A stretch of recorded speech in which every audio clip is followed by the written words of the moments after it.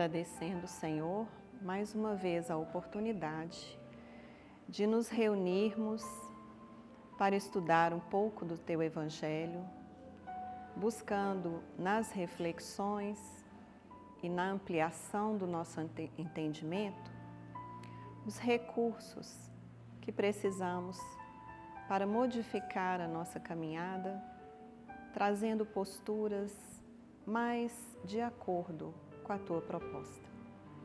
Que o Senhor nos ampare, nos fortaleça à vontade, para que possamos caminhar seguros. Pai nosso que estais no céu, santificado seja o Teu nome, venha a nós o Teu reino, seja feita a Tua vontade, assim na terra como no céu. O pão nosso de cada dia nos dai hoje. Perdoai as nossas ofensas, assim como nós perdoamos aqueles que nos têm ofendido. Não nos deixes cair em tentação, livra-nos do mal, porque Teu é o reino, o poder e a glória para sempre. Obrigada, Senhor, que assim seja. Hoje nós vamos estudar o capítulo 79 do Religião dos Espíritos e o tema é abnegação. Tá dando para ver aí? Ok. Então, para a gente já começar a esquentar um pouquinho o raciocínio, a palavra abnegação, o que ela significa?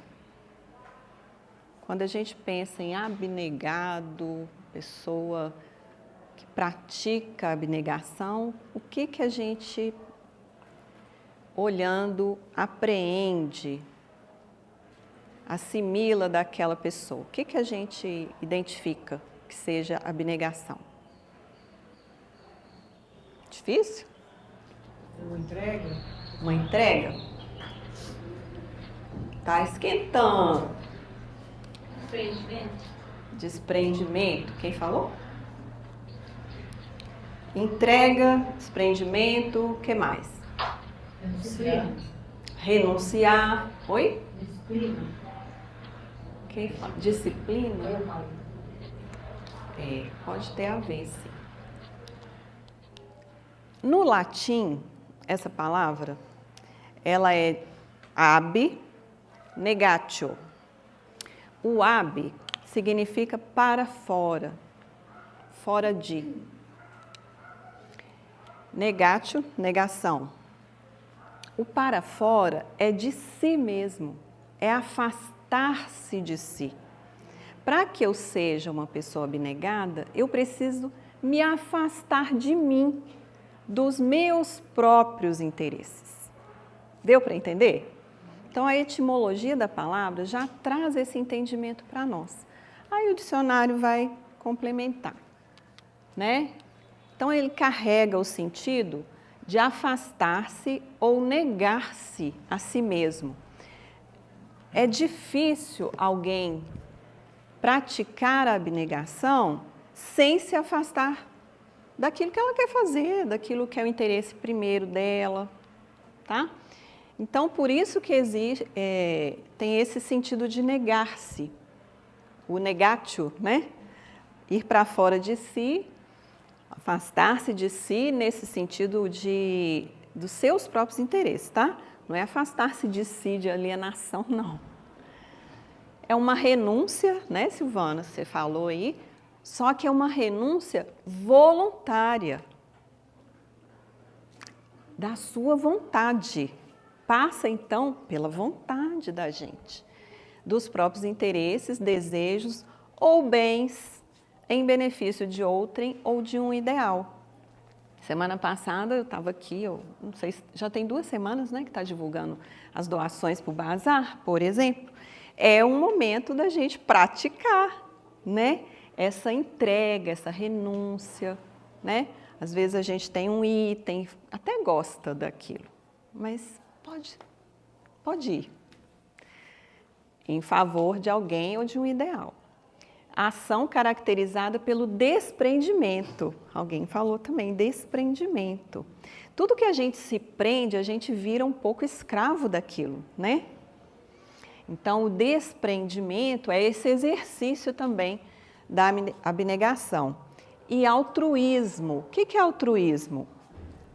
Contrário de quê?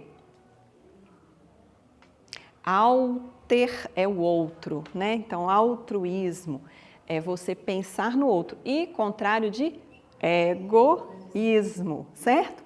Que é a gente focar no que o nosso ego, a gente quer, o eu. Então, é uma ação que tem desprendimento e altruísmo. Estou pensando além de mim. Em que a superação das tendências egoísticas da personalidade é conquistada em benefício de uma pessoa, causa ou princípio. Ok? No texto, Emmanuel escolhe a pergunta 912 do Livro dos Espíritos, que é essa aqui. Qual o meio mais eficiente de combater-se o predomínio da natureza corpórea? Quando a gente vai estudar as perguntas do Livro dos Espíritos, a gente primeiro pergunta assim, entende a pergunta? Vocês entenderam a pergunta? O que é natureza corpórea? Nossas viciações, desejos imediatos. Desejos, viciações. Quem está falando? Oi. Natureza vem de quê? Natural. Certo? Já é natural, tá bom? Corpóreo vem de quê? Corpo. E o corpo que a gente tem é matéria. Tudo que diz respeito à natureza corpórea são as nossas vontades. Por exemplo, não é gostoso ficar com uma blusinha de frio quando esfria um pouquinho? Não é gostoso a gente tomar um lanchinho quando está com fome? Não é gostoso vestir aquela roupa que a gente mais gosta, assim, sair com ela? Isso tem a ver com a natureza corpórea. Ganhar um dinheirinho para poder viajar, né? Passear um pouquinho, trocar de carro, tudo isso diz a natureza corpórea. Reformar a casa, né? Como o Augusto sempre está contando os episódios aqui da casa dele. Então, tudo isso a gente está, o remédio que a gente precisa, não é? Tudo diz respeito àquilo que vem dar conforto. Só que muitas vezes, além do conforto, a gente quer mais e mais, não é? Então, a gente quer mais tempo para a gente quer mais um calçado, né? Tem o bazar, a gente compra uns 8, mais ou menos. E assim a gente vai alimentando a nossa natureza corpórea. Aí a pergunta de Kardec, qual que é o meio mais eficiente para a gente combater essa natureza, o predomínio, gente? Porque natureza corpórea todo mundo tem. Já pensou se todo mundo aqui tivesse as necessidades e não buscasse, de certo modo, satisfazer essas necessidades da matéria? Né? Então, o que ele está dizendo é o predomínio. O que é predomínio? Maioria. Isso, predomínio é aquilo que excede. Está predominante na minha vida só pensar naquilo que diz respeito ao corpo, à sustentação material. Então, como é que a gente faz para isso aí não virar excesso? Qual que é o meio da gente combater? A pergunta, a gente raciocinou bastante. Olha a resposta como ela é simples. Praticar a abnegação. Aí, vão entender a resposta? Vocês já entenderam o que é abnegação, né? Renunciar, desprender de interesses próprios. Praticar é o quê? Treinar. Pôr em prática, vivenciar. Porque a gente só sabe se é abnegado ou não é abnegado se a gente põe em prática. Enquanto a gente não põe em prática, fica teórico, não é? Então, é um entendimento que a gente tem, que a gente precisa ser desprendido, dar também prioridade a uma necessidade do outro, mas é teórico. Eu só vou conseguir trabalhar esse predomínio, e aí quando fala de predomínio, a gente lembra que pode estar puxando um pouquinho para só meu interesse, só minha vontade, um certo egoísmo, porque o egoísmo está na raiz, né, gente? Egoísmo e orgulho estão na raiz. na raiz de todas as nossas imperfeições. Então, se a gente trabalha a prática, nós estamos caminhando dentro da proposta. Mas se a gente só entende na teoria, aí é fácil. Praticar é o desafio. E aí, Jesus traz essa passagem em Lucas 9, 23. Acho que todo mundo já viu essa passagem. Ele diz lá, o evangelista escreve, e dizia a todos. Quem que dizia? Jesus. Se alguém quer vir após mim, negue-se a si mesmo e tome cada dia a sua cruz e siga-me. Agora vamos entender um pouquinho. O que é todos? O que quer dizer a todos? Cada um indistintamente, a todos nós. Então, essa mensagem é para todos, certo? Então, Jesus não escolheu nenhum grupo para ele falar isso. Não é específico dos discípulos que estavam próximos, é para todos, sem distinção. Aí ele começa, se alguém que quer vir, aí onde que está ali a preciosidade que ele diz? Ele está, ele está evocando o nosso livre-arbítrio, certo? Então, se é uma condição, se você quer, querer é da vontade. Vontade vai definir a escolha. Escolha é livre-arbítrio. Então, se alguém quer vir após mim, quando fala após mim, o que a gente entende? Tipo assim, vem após mim. Depois, em seguida, me acompanhando, me tendo como norte, certo? Me segue, né? As redes sociais, né? Me segue aí, né? Os exemplos. Isso. Então, ali, se alguém quer vir após mim, negue-se a si mesmo. Olha a condição. Ele está dizendo da abnegação. De abrir mão daquilo que é minha vontade. O desafio de Jesus é bem... E está sempre ali, né? Em confronto com nossos próprios interesses. Então, tem ali o negue-se a si mesmo. Só, gente, que aqui nós vamos pegar um entendimento desse livro aqui, que eu achei interessante, o grupo que trabalha essa passagem no Luz Imperecível. Olha que interessante que ele fala do negue-se a si mesmo. É uma renúncia a tudo aquilo que nos prende à retaguarda da inferioridade, a evidenciar o interesse pessoal. Então, o negar a si mesmo é aquilo que nos puxa para a retaguarda da inferioridade. O que é inferioridade?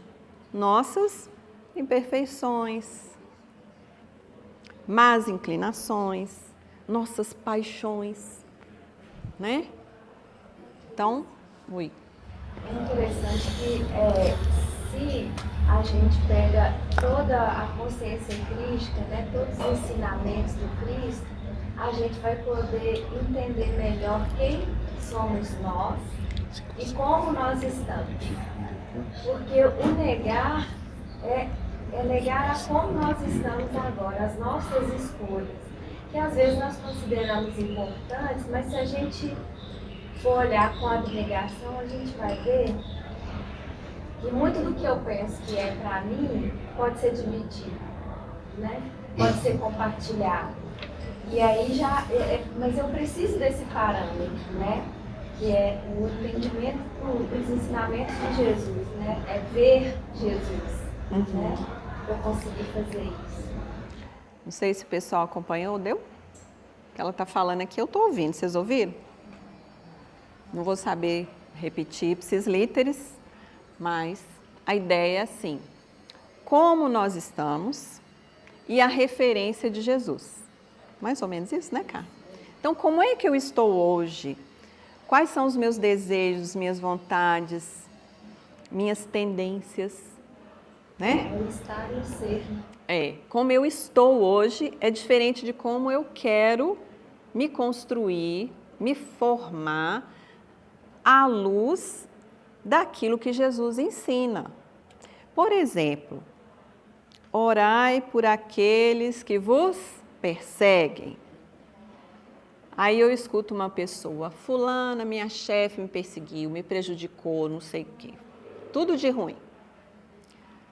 Aí a gente comenta assim, precisa rezar para essa chefe, né? Deus me livre, vou rezar só se for para acontecer uma coisa ruim com ela. Está seguindo Jesus? Não, né? Essa é a proposta dele? Orai por aqueles que vos perseguem. Então, é mais ou menos isso. Como eu estou hoje? Com mágoa, com rancor, com ressentimento, com raiva. Mas qual é o norte que eu tenho para seguir após? São os ensinamentos. Aquilo que Jesus nos indica. Aí a gente vai avaliar como eu estou, o que eu preciso negar de mim mesmo no campo daquilo que é da minha retaguarda, da inferioridade, daquilo que eu já pratiquei muito, mas agora, poxa, a minha proposta é praticar de outro jeito. Então, é nesse sentido que é o negar a si mesmo. Como eu estou ainda na retaguarda, priorizando aquilo que é inferior, a proposta é outra. Nega isso. Tá dando para entender, gente? Vocês estão com a carinha séria? E depois que a gente aceita esse convite de Jesus, o que acontece com a gente? Matriculei na escola dele, não é? Estamos matriculados na escola do Mestre Jesus. O que um mestre gostaria do seu discípulo? Que ele aprendesse. Que ele aprendesse. Aprender. Para aprender, ele precisa fazer o quê? Tem que dedicar. Ele tem que Praticar. Ele dedicar. escuta a lição. Né? Igual esse exemplo que eu dei do orar. Pelos que vos perseguem. Fazei o bem aos que vos odeiam. A gente aprende essa lição, escuta ela. Então, como é que eu vou dizer que eu estou sendo discípulo? Que eu estou matriculada e estou buscando praticar. Toda vez que eu praticar, eu fui fiel àquela proposta. Leal àquela proposta. E toda vez que eu falhar, não fui leal, não consegui, mas outras oportunidades vão surgir.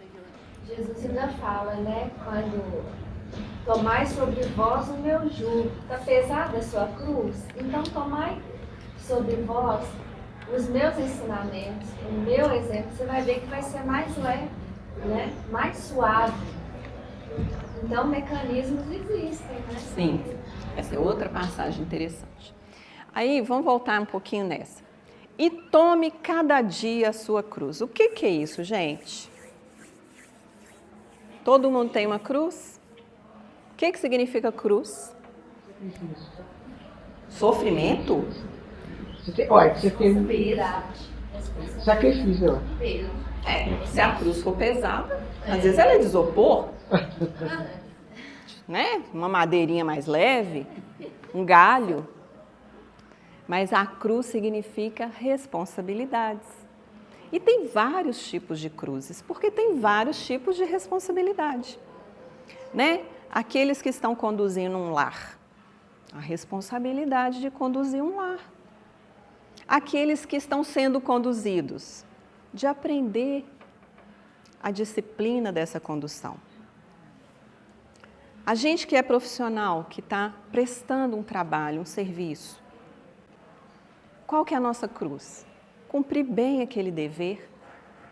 E se a gente quer praticar a abnegação, ir além no que a gente pode. Que é o diferencial de uma pessoa abnegada. Quando ela vai um pouco além. E no ir além, não é passar horas e horas a mais de trabalho, porque eu posso passar horas e horas a mais de trabalho e não ir além de nada. mas é o sentimento que eu coloco, o envolvimento que eu coloco. Se ele for positivo, eu estou indo além. Então, cada dia a gente precisa acordar e tomar de novo a nossa cruz, as nossas obrigações, deveres, responsabilidades, né? Às vezes o nosso dever é com um parente mais difícil. Às vezes o nosso dever é cuidar de uma pessoa que está adoentada.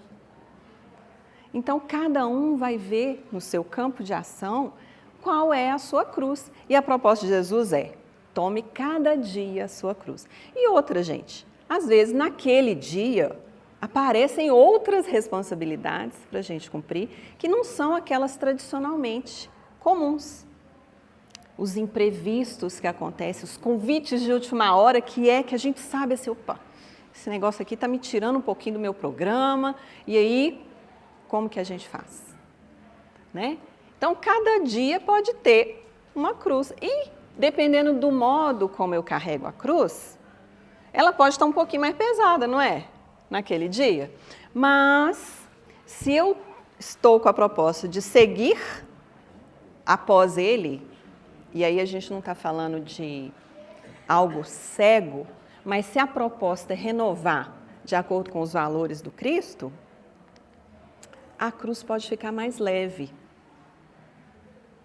e não mais pesada. Patrícia, Diga. ao longo do tempo a gente interpretou a cruz como o peso da nossa vida. Né? E isso acaba dando mais peso aos nossos desafios. Sim. E, na verdade, talvez nessa obra mesmo que você leu, Cruz Imperecível, vai ser colocado que a cruz é nosso instrumento de redenção.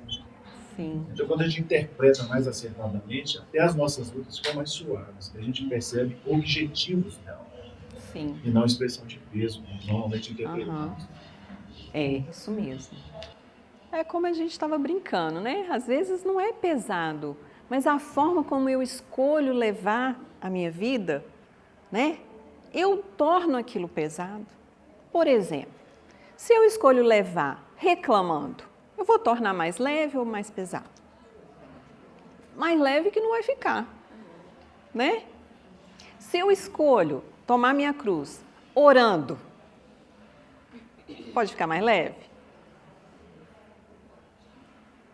Depende, né? Se eu estou orando mesmo, ainda depende. Se eu estou me abrindo para aquilo. Eu escutei uma história aqui, acho que foi o Delano contando da Mei Mei, se não me engano, né? Não, não é da Mei Mei, não. É uma enfermeira que o paciente cuspia nela, ela ia lá, Anália Franco, ela limpava o rosto, continuava lá servindo, aí mais uma agressão e outra. Isso aí, a forma como aquela pessoa estava recebendo essa cruz, né? Que tem a ver com as responsabilidades que ela abraça, faz a diferença. E termina dizendo: e siga-me. Porque ninguém vai seguir Jesus abandonando a sua vida no sentido das suas responsabilidades. A gente vai seguir com as nossas responsabilidades. E esse é o fardo, que todo mundo tem o seu para carregar. Cada um não vai carregar de um jeito. Eu estava vendo umas fotozinhas, não trouxe não. Um carrega na cabeça, outro carrega aqui do lado, outra coluna entortou porque carregou de um mau jeito. Tem vários jeitos de carregar, né? Então, como é que a gente está carregando os nossos fardos? Aí eu vou ler um pedacinho aqui do livro Lições da Vida, do irmão José, chama Fardo, capítulo 36, é a referência nossa. Não há ninguém sem um fardo para carregar. A gente pode entender esse fardo, a ideia da cruz também, tá, gente? O parente difícil, o filho problema, o amigo inconstante, o cônjuge irresponsável. Se há quem nos seja um fardo, é possível que igualmente sejamos um fardo para alguém. Já pensaram nisso? Eu acho o irmão José muito sistêmico, sabe? Ele faz assim, para a gente raciocinar. Em todo grupo familiar, há sempre um ou outro espírito recalcitrante. Teimoso, que não quer seguir, né, os princípios, igual a gente viu lá. Ali colocado pelas leis da vida para imprescindível permuta de experiências. A gente está aqui para trocar experiências. Quem tem mais é chamado a dar a quem tem menos. Tem dúvida disso? A pessoa difícil com a qual convivemos é sempre um examinador às avessas na aferição de nossos reais valores. A gente já pensou também que a gente pode ser a pessoa difícil? Né? Então, a pessoa difícil que nós consideramos pode ser um examinador que a gente tem, vai fazer com que a gente faça o nosso testemunho. Né? Todo fardo carregado com amor pode se transformar em escora, impedindo a queda de quem o sustenta. Olha que legal. A forma como eu carrego, com o sentimento que eu carrego, faz diferença. Não maldigamos o fardo de nossas penosas obrigações cotidianas, convictos de que é justamente ele o instrumento de nosso aperfeiçoamento. Ninguém irá a parte alguma abandonando o seu fardo à margem da estrada. Só voltar aqui um pouquinho. Aquela figurinha que eu coloquei ali, tem uma historinha, acho que dá para ver na internet essa historinha, que a pessoa, todo mundo, como se fosse a humanidade, carregando o seu fardo, a sua cruz, e a pessoa fala, não, está muito pesado, vai tirando um pedaço da cruz. Aí na hora que tem que atravessar ele tem que atravessar de uma margem a outra, a cruz estava faltando um pedaço, todo mundo pôs a cruz, atravessou e ele não conseguia, e voltou para recuperar os pedaços, né? Então, ninguém irá a parte alguma abandonando o seu fardo à margem da estrada. Todo débito cuja quitação se adia deverá mais tarde ser saldado com juros. Gente, dívida que não se paga vai pagar um dia com acréscimos. A gente sabe disso, né? Meditemos nessas palavras inseridas em o Evangelho segundo o Espiritismo. Todos aqueles que carregam seu fardo e assistem seus irmãos são meus bem amados. Isso é o que Jesus fala lá na mensagem do Evangelho segundo o Espiritismo. Eu coloquei aqui, não é o fardo que te quebra, mas é a maneira como você carrega. Ficou bem mais fácil carregar daquele jeito, né? Então, a gente precisa usar os nossos recursos para levar de uma forma mais leve. Jesus nos dá recursos também. A gente pode até não querer aderir à proposta, mas vocês que tomaram um tempo da vida de vocês para estar aqui, nessa casa, domingo de manhã, acredito que estão querendo essa proposta de buscar carregar de uma forma mais leve com o norte do Cristo, né? Com o norte dos ensinamentos. Aí a passagem que você lembrou, né, Carla?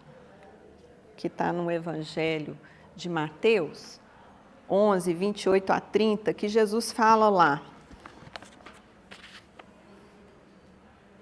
Vinde a mim, todos os que estáis cansados e oprimidos, e eu vos aliviarei. Tomai sobre vós o meu jugo e aprendei de mim, que sou manso e humilde de coração, e encontrareis descanso para as vossas almas. Porque o meu jugo é suave e o meu fardo é leve. Ali vocês estão vendo o quê? Onde que está o jugo? Então aqui nós estamos vendo 2 bois sob um jugo. Essa madeira que está aí, né? Sobre o pescoço deles. É esse jugo que vai dando a direção dos bois, certo? Quem está conduzindo os bois, eles vão para lá, vão para cá, sob esse jugo, sob esse norte desse jugo, quem está orientando, né? Então, Jesus está trazendo aqui na passagem que o jugo dele é suave, ou seja, a direção que ele nos dá de ensino é suave. E o fardo, que seria aquele peso, né? Os nossos deveres ficam leves. E ele chama, não é qualquer pessoa, aqui nesse caso, vinde a mim, todos vós que estáis cansados e oprimidos. Tem alguém cansado aí? Oprimido, se sentindo assim, acuado. Então, essa é a característica. Ou seja, a pessoa está levando o fardo, mas está se sentindo sobrecarregada, está se sentindo cansada, está se sentindo desanimada. Então, são esses que ele chama. Vinde a mim, todos vós que estáis cansados e oprimidos, que eu vos aliviarei. Será que a gente acredita nisso?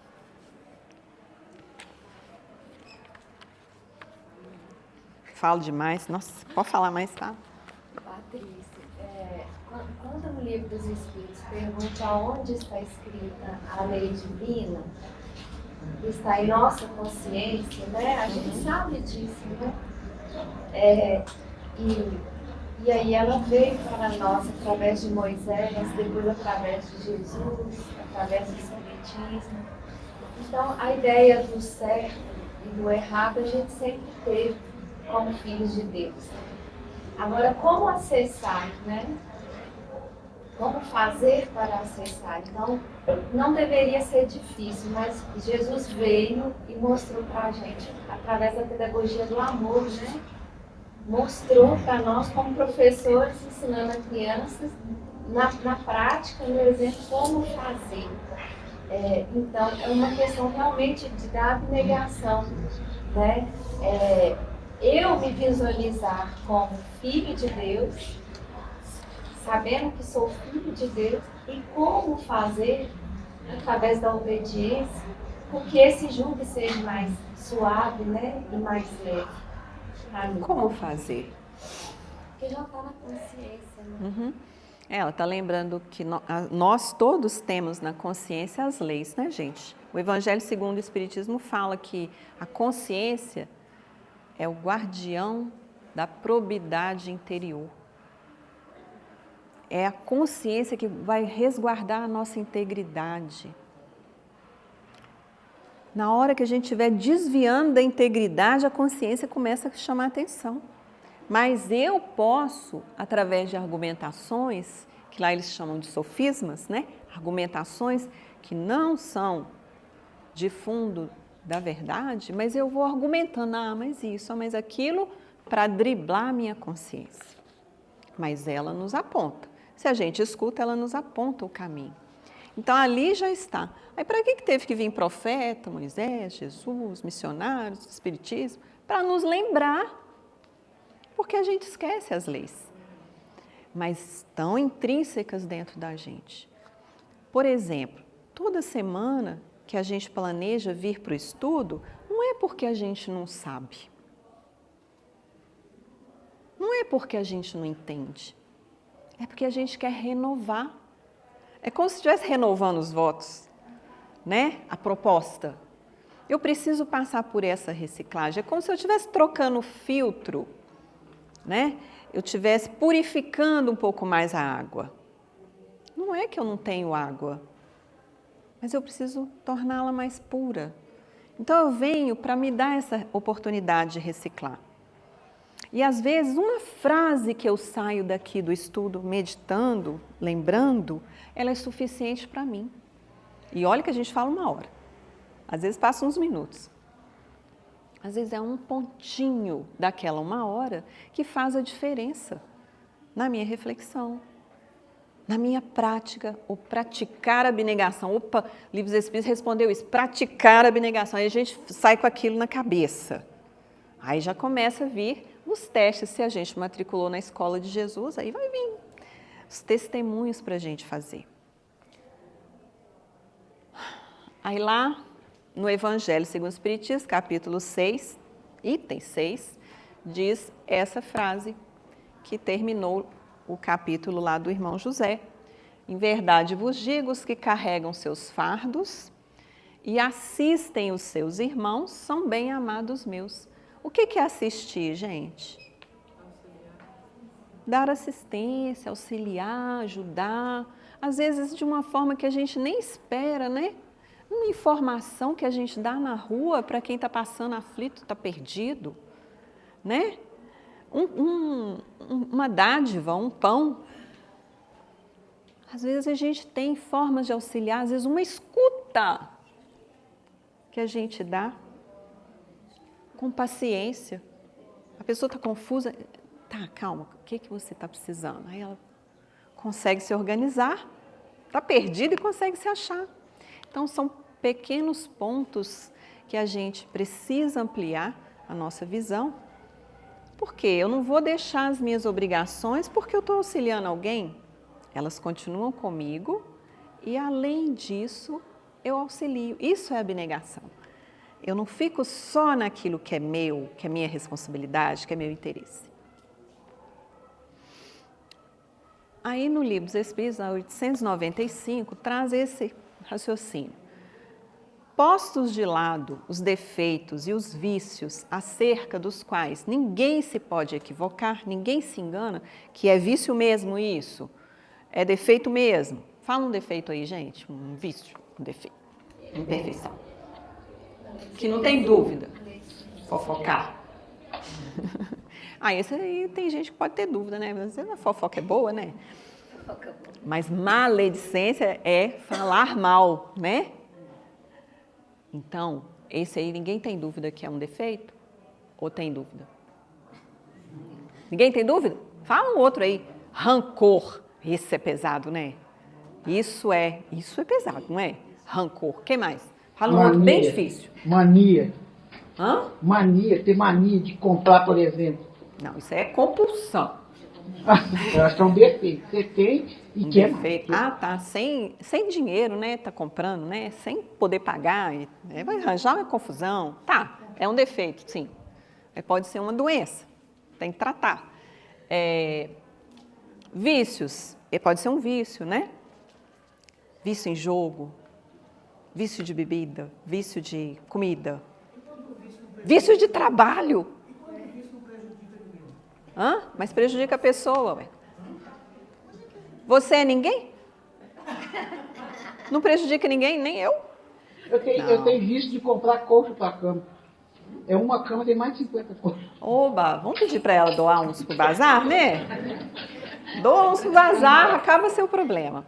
Mas aí, olha só. Qual que é o sinal que a gente não tem dúvida, que é bem característico de imperfeição? Essas aí ninguém tem dúvida que a gente falou. Se a gente for citar outras, bobagem, ficar te citando. Mas qual um sinal, gente? Kardec está perguntando um sinal. Você já sabia, né? Já decorou a resposta? Qual que é? Eu não. Decorou. As evangelizadoras tudo decora. Peraí. Não está aqui, não. É porque eu não copiei a resposta. 895. A primeira frase da resposta. Qual que é o sinal mais característico da imperfeição? O interesse pessoal. Ponto. Mas aí tem um tanto de explicação, né? Que é tão raro uma pessoa que não prioriza o interesse pessoal no mundo, que quando a gente vê alguém que não pensa nele primeiro, aquilo é um fenômeno. É isso que os Espíritos vêm falando. É tão raro isso na Terra, que quando a gente vê, a gente fala, meu Deus, vira um ET, né, pra gente, né, aquela pessoa. Então aqui está falando isso. Pode um homem possuir qualidades reais que levem o mundo a considerá-lo homem de bem, mas essas qualidades, conquanto assinalem um progresso, nem sempre suportam certas provas. E às vezes basta que se fira a corda do interesse pessoal para que o fundo fique a descoberto. Significa assim, pisou no meu calo? Pisou no meu interesse? aí, ponto, já não é mais aquela bondade, aquelas qualidades, né? O verdadeiro desinteresse é coisa ainda tão rara na Terra que quando se patenteia, todos o admiram como se fosse um fenômeno. E aqui fala que o apego às coisas materiais constitui um sinal notório de inferioridade, porque quanto mais se aferra aos bens deste mundo, tanto menos compreende o homem o seu destino. Pelo desinteresse, ao contrário, demonstra que encara de um ponto mais elevado o futuro. Ter sem reter, né? Porque ter faz parte, mas sem reter, sem ficar preso. E qual então, olha só, primeiro sinal mais característico da imperfeição é o interesse pessoal. E qual então a mais meritória de todas as virtudes? Primeiro vocês entendem o que significa virtudes? Para que você faz melhor. Virtude, o que é? Defeito vocês entendem. E virtude? Ao invés de defeito? Os valores. É o que faz melhor. Hã? É o que a pessoa faz melhor. O que a pessoa faz de melhor? Vamos ver. Ali está perguntando qual que é a mais meritória, que tem mais mérito. A gente não está sabendo o que é virtude, então vamos entender o que é virtude. Porque ele responde primeiro o que é virtude, tá? Toda virtude tem seu mérito próprio, porque todas indicam progresso na senda do bem. Aí ele está generalizando aqui. Ele não, os espíritos. Aí olha só aqui que é o pulo do gato. Há virtudes sempre que há resistência voluntária ao arrastamento dos maus pendores.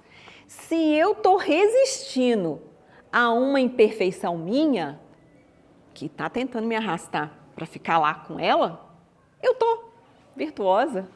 Olha que bonito. Então, virtude não é algo que eu possuo e está pronto. Por exemplo, paciência, vocês têm essa virtude? Elas atravessam vocês aí no dia a dia? Então, ninguém tem a virtude da paciência. Mas, sempre que eu resisto voluntariamente a ficar intolerante, eu estou trabalhando a paciência, eu estou virtuosa. O Augusto gosta de dar exemplo do trânsito, que tira ele do sério. Depois o peso que ele carrega do cimento. E nós? Às vezes é o outro nos ofendendo, que nos tira do sério. Aí eu estava lendo uma mensagem, agora não vou saber de quem mais, mas foi: a gente dá força à agressão toda vez que a gente reage contra ela. A ofensa nos alcança e tem campo em nós toda vez que a gente reage. E se a gente está escutando a ofensa e... Eu tenho uma amiga que fala assim: nossa, eu sou ótima de cara de paisagem. Vocês conhecem essa expressão? Sim. Cara de paisagem? O que é isso? Cara de paisagem não é eu ser indiferente ao outro, não. É uma metáfora. Faz cara de paisagem, assim, recebe a ofensa, aquele comentário maledicente, o que for, sem agredir, sem alterar-se negativamente. É isso, tá?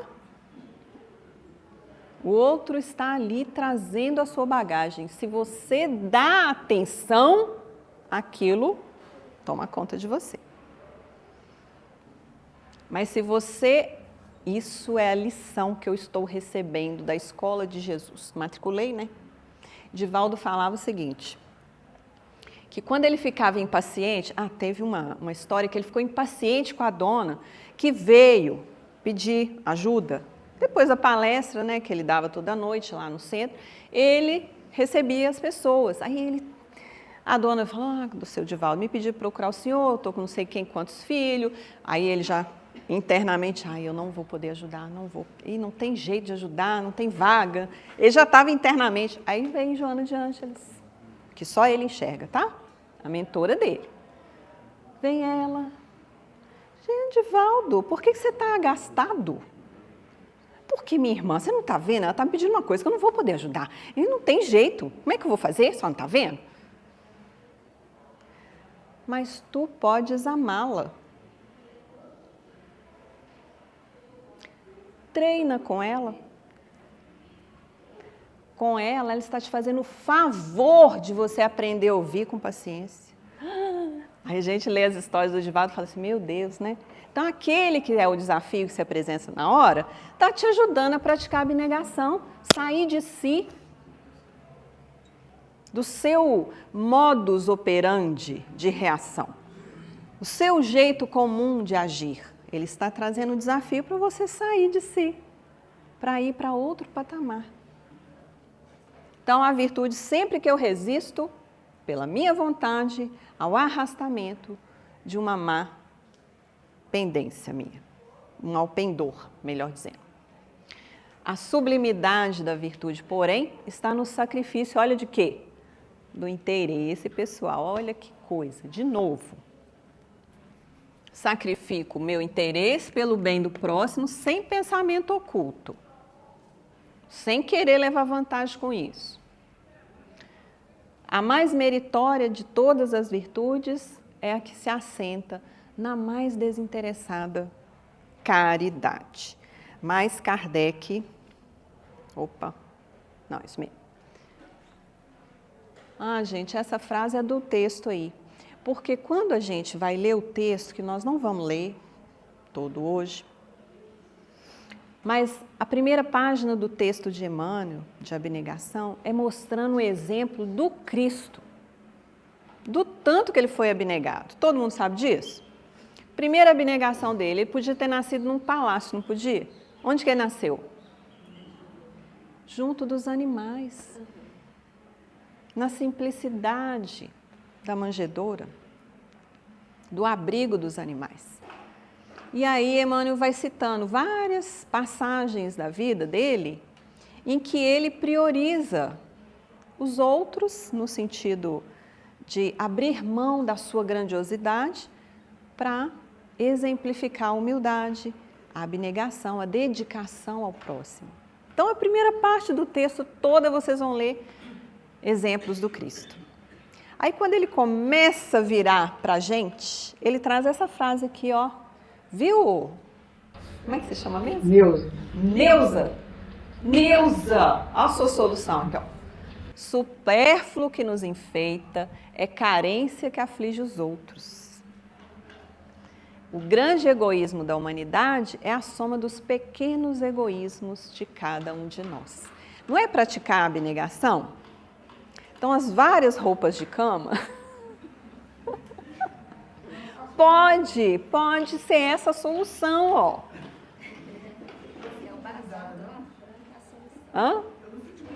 Não fica, não? Tá certo.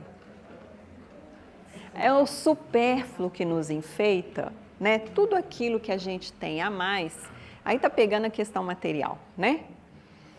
Pode significar carência, né? Tipo assim, comi demais, pode saber que faltou para alguém. Se a gente for pensar a fundo, né? Tem essa reflexão. O excesso. Então, porque a gente faz, nossa, o egoísmo do mundo, né? Mas é a soma dos pequenininhos, né? Todo mundo tem suas dificuldades. Então, quando eu começo a trabalhar cada uma delas, escolhe uma pequenininha do pequeno egoísmo e vou experimentar. Está difícil liberar, mas eu vou tentar. Pequenina virtude nascerá. Pode não ser aquela abnegação, mas já está praticando. E às vezes é a carência até não só dos outros, mas de nós mesmos. Porque quando a gente se equilibra em excesso de alguma coisa, porque talvez é um outro ponto que a gente não está querendo observar e tentar resolver. Sim. Olha, eu tenho um excesso. Tenho um monte de livro. Aí eu olho aquele tanto de livro assim, se eu tivesse lido todos, eu estava mais feliz ainda, só que eu não li. E aí fico pensando, nossa, pra que, gente? E quando eu vejo, eu estou comprando outro, porque eu interessei naquele pontinho da livro. Por que eu não pedi emprestado? Então, esse é um dos meus excessos, que eu identifico, né? E aí, nós nós temos que ir fazendo a reflexão, como que eu vou praticar a abnegação? O que eu estou querendo tanto, né? Conhecimento, entendimento. Eu estou tampando a minha falta de entendimento com um tanto de livro. É isso? Já me autoanalisei, né? Obrigada aí. Então, vamos lá. Continuando. Há pessoas que fazem o bem espontaneamente. Sabe quando você pede a pessoa, ela fala assim, tá bom. Ela está pensando lá dentro dela, ai meu Deus do céu, como é que eu vou fazer e tal. Mas ela já respondeu, tá bom, e estamos indo. Então, fazem o bem espontaneamente, sem que precise vencer quaisquer sentimentos que seja oposto. Terão tanto mérito quanto as que se veem na contingência de lutar contra a natureza que lhes é própria e a vencem? Ai, né? Aquilo, eu vou doar esse livro, para mim é difícil. Ai, eu vou doar esse livro. Ai, mas eu não gosto dele. Não, vou doar esse livro. Vai lá. Eu estou fazendo um maior exercício com a minha natureza ali, ó. Que a minha natureza corpórea, né, quer ficar. Mas se eu faço um exercício para vencer isso, tom. Qual que é a diferença, gente? Um tem mais mérito que o outro? Aquele que faz espontaneamente tem mais mérito do que aquele que luta contra si mesmo? Luto contra mim mesmo para perdoar uma agressãozinha. O outro tem agressãozinha contra ele, ele nem sentiu. Já está passando. Qual que tem mais mérito? Aquele que está lutando, tentando perdoar, tem tanto mérito quanto esse que já nem sentiu? Eu acho que sim. Qual que é a diferença, então, dos dois? A resposta do Livro dos Espíritos vai falar a diferença. Mas a diferença, 894, é que um já venceu essa etapa de lutar contra si mesmo, ele já adquiriu esse degrau em outros momentos, até em outras vidas. Já veio praticando essa abnegação. Então, para ele hoje, é tranquilo. Só não tem que lutar aqueles em quem já há progresso realizado. Então, essa pessoa já realizou o progresso nisso. Esses lutaram outrora e triunfaram. Por isso é que os bons sentimentos nenhum esforço lhes custam e suas ações lhes parecem simplíssimas. Parece para a gente que está lutando, o outro está sumindo, está indo, né? O bem se lhe tornou um hábito.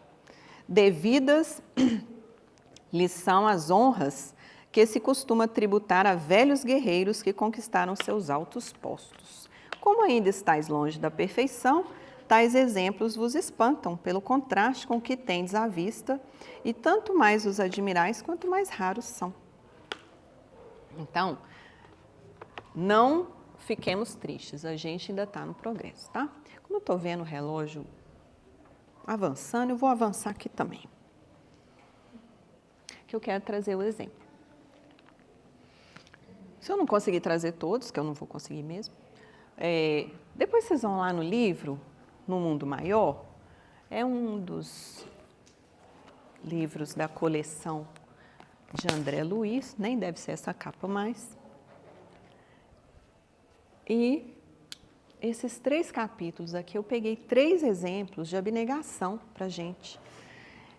Mas eu vou começar esse aqui, ó. O Poder do Amor é a história de Pedro e Camilo.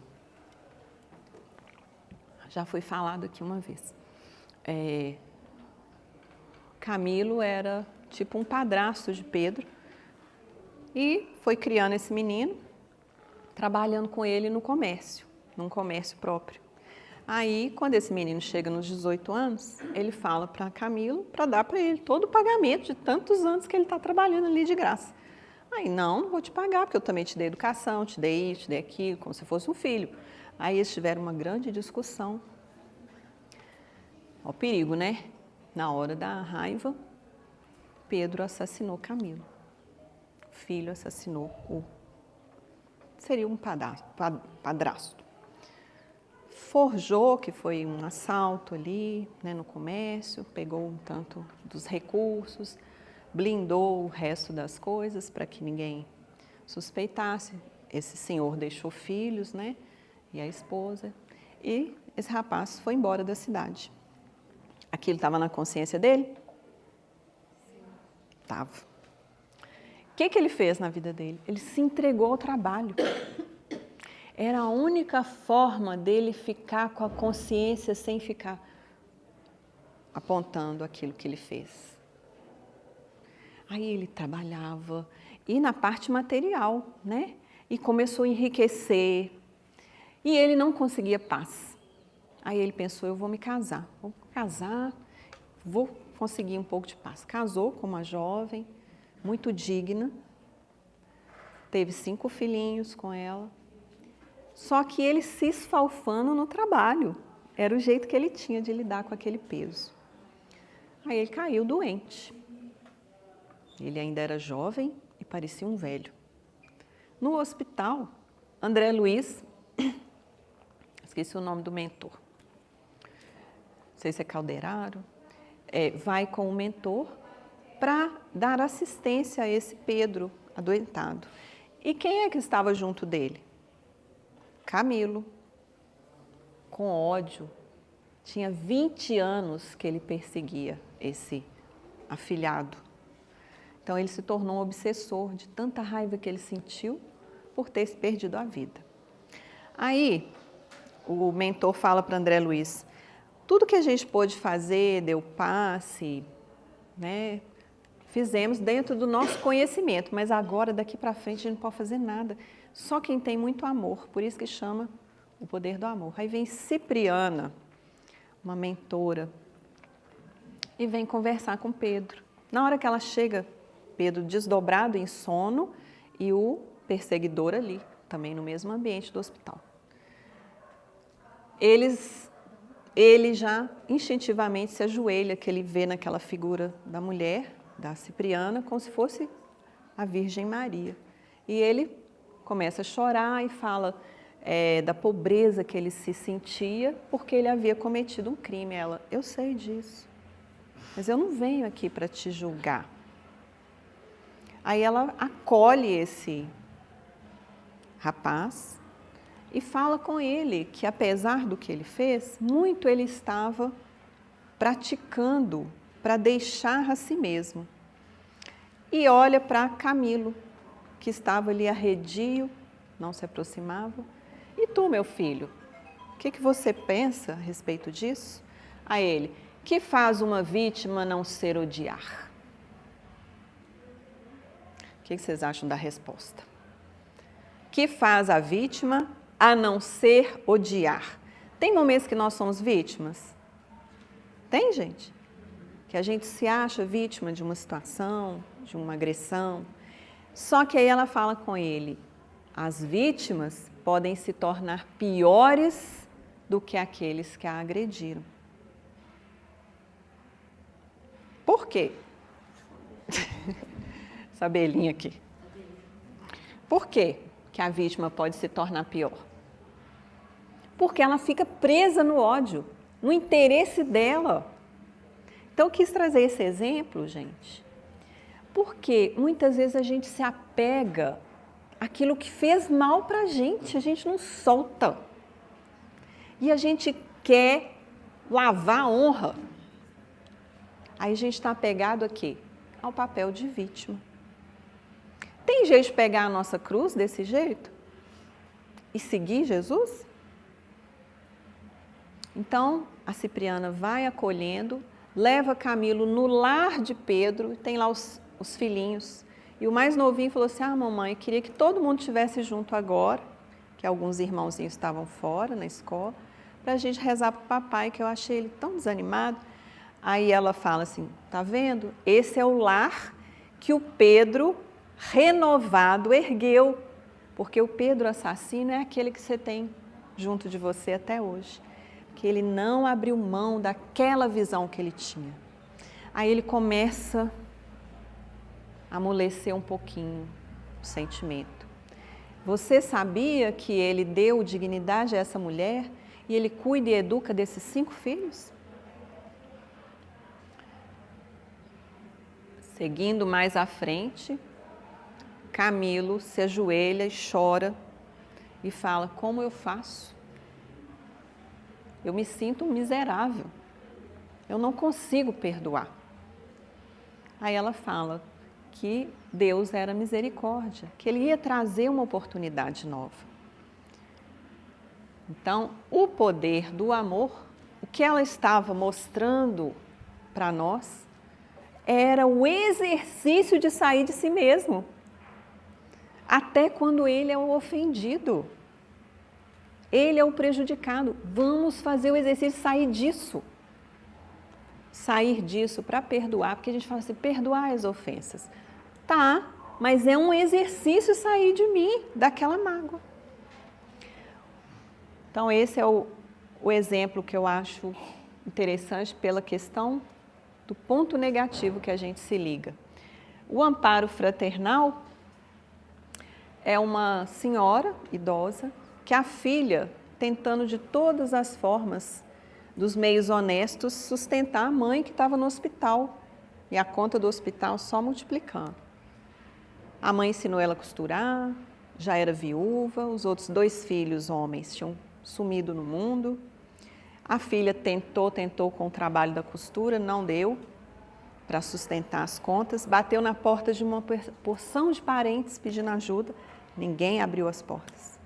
Aí ela foi para uma casa noturna onde ela pudesse dançar, expor o corpo para receber o recurso. E lá conheceu um rapaz que passou a acompanhá-la como se ela fosse a dama de companhia. Então ela sentiu uma vergonha quando ela ia visitar a mãe no hospital, que a mãe, minha filha, eu estou te achando tão cansada.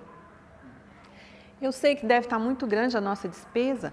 Não, mãe, não preocupa. E lá dentro dela, aquela luta interna. Ou seja, ela era a filha abnegada, mas estava com dificuldades. Então, esse exemplo fala assim, nossa, quantas pessoas às vezes vêm nos pedir ajuda e a gente nega. Pela falta da prática da nossa abnegação, a gente às vezes induz o outro a cair num precipício. Mas aí, nessa história, ela continua visitando a mãe prestes a desencarnar. Os mentores, durante o sono físico, levam esse rapaz que estava usando essa moça para acompanhá-la e conversam com ela e com ele, pedindo que ele lhe desse o braço do casamento como uma forma dela se tornar protegida e mais digna no trabalho. E no outro dia, o médico telefona para a moça, sua mãe já está se despedindo, venha. Aí ela vem com o rapaz, chega lá, a Cândida, que é a mãe, fala para o rapaz, que era o Paulino, que gostaria muito que ele protegesse a filha. Ele, não, a senhora pode ficar tranquila, já está decidido, nós vamos marcar o casamento nos próximos dias, porque ele já foi trabalhado pela espiritualidade no seu coração para a abnegação.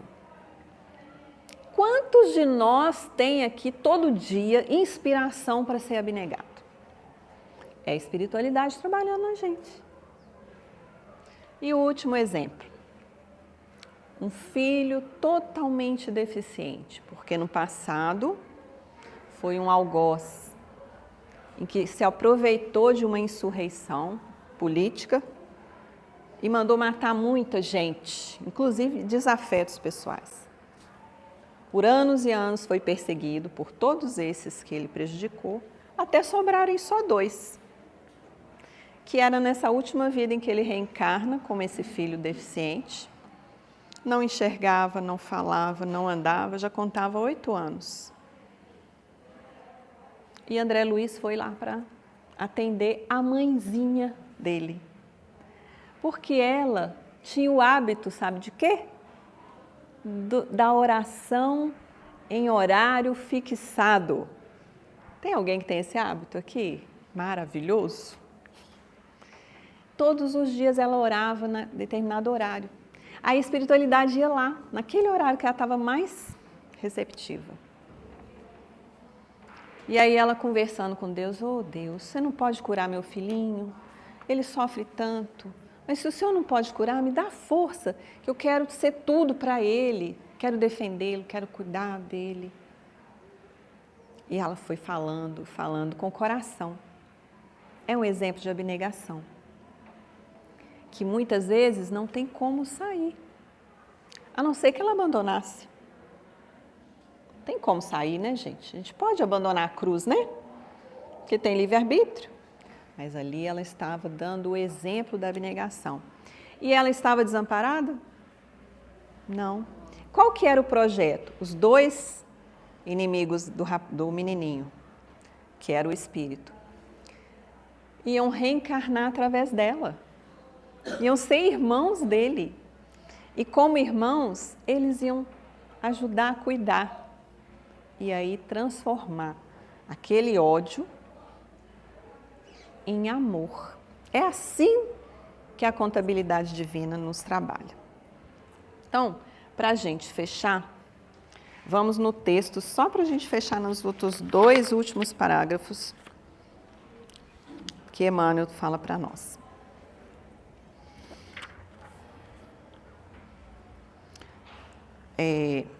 Sofrer por obrigação é resgate humano. Sofrer por obrigação é resgate, está espiando. Mas sofrer para que os outros não sofram é renúncia divina, é abnegação. Sofrer igual a mãezinha, sofrendo para ajudar o filho. Igual a filha, sofrendo, ela não queria estar fazendo o que ela fazia, para ajudar a mãe. Ninguém sabe se existe virtude nos prisioneiros da expiação. Quem está debaixo de uma expiação está prisioneiro ali. Mas nós também somos prisioneiros, viu? Não se engane, não. Às vezes a gente é prisioneiro da impaciência, prisioneiro do rancor, prisioneiro da preguiça. Todo mundo, prisioneiro da rebeldia, do excesso.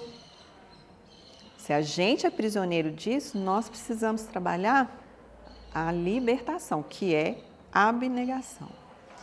Entretanto, a virtude mostra-se viva em todo aquele que, podendo acolher-se ao bem próprio, procura, acima de tudo, o bem para todos.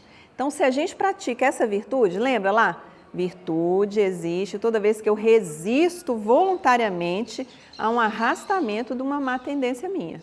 Se a minha má tendência é preguiça, eu trabalho minha preguiça e vou para o trabalho, eu estou virtuosa naquele momento. Se podes exigir e não exiges, se podes pedir e não pedes, se podes complicar e não complicas, se podes parar de servir e prossegues servindo, estarás conquistando o justo merecimento. Não vale, pois, reclamar a abnegação dos outros para a melhoria do mundo, porque o próprio Cristo nos ensinou à força de exemplos que a melhoria do mundo começa em nós, de nós. Então é isso que a gente tinha para falar e outras coisas mais, nunca vamos conseguir mesmo. Então agradeço aí a paciência, quem tiver algum comentário final, não faça, né? Mas vou só dar 2 recadinhos. Primeiro, lembrar das doações. E segundo, que era para eu ter falado no começo, nós temos evangelização infantil, juvenil, nos sábados e de adultos também. Tá? A direção da casa pede que a gente lembre isso no público de domingo, sabendo que tem também os sábados. Às vezes a gente não pode ir no domingo, pode vir no sábado ou conhece alguém que queira, tá? Então é só para lembrar. Tudo bem, gente? Vamos praticar a abnegação agora. A abnegação agora vai ser de deixar de lado todas as preocupações. Deixar de lado. Depois você pode pegá-la de volta, Mas deixa agora de lado para conversar com Jesus. E agradecer, Senhor, a renovação daquilo que precisamos lembrar para nos tornarmos pessoas melhores. Que o Senhor nos auxilie a estarmos mais conscientes e mais propensos a abrir mão daquilo que nos prende, daquilo que nos aprisiona num estado de inferioridade. Que possamos abraçar os nossos deveres com alegria, sabendo que eles nos modelam e nos podem promover a um novo estágio. Então nós te agradecemos, Senhor, e te pedimos que a Tua paz possa nos envolver e nos acompanhar durante toda a semana, e que aqueles que se achegarem junto de nós possam sentir também a Sua presença através dessa mesma paz. Obrigada, Senhor, que assim seja.